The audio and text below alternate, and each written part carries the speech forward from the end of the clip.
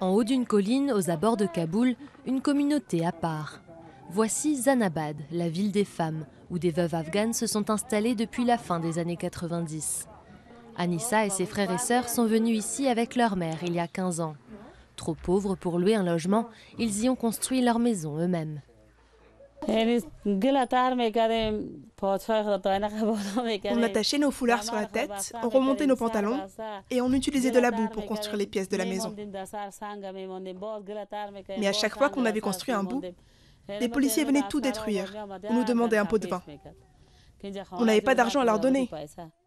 Alors on se cachait jusqu'à qu'ils soient partis et on recommençait à travailler.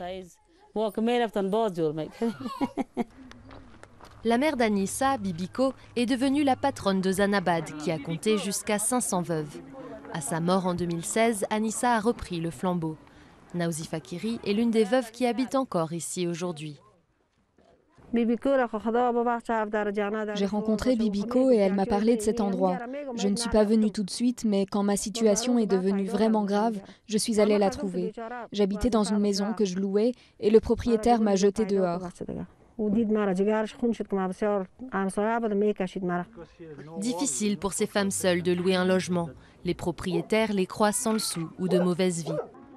Après 4 décennies de guerre, l'Afghanistan compte plus de 2 millions de veuves selon l'ONU. Le gouvernement les aide à peine, au mieux $150 par an si leur mari est mort au combat.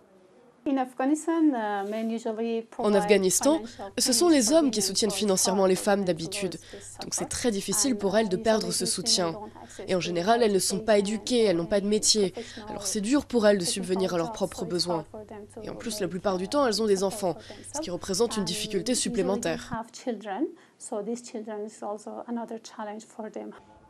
Un texte prévoyant des aides pour les femmes pauvres en Afghanistan a été approuvé en 2008, mais jamais ratifié par le président. Pourtant, le pays compte chaque jour plus de veuves. Plus de 11 000 civils ont été tués en 2016 et au moins 800 soldats et policiers en seulement 3 mois l'hiver dernier. Désormais, ce sont des familles entières fuyant les combats qui viennent trouver refuge aux côtés des veuves de Zanabad.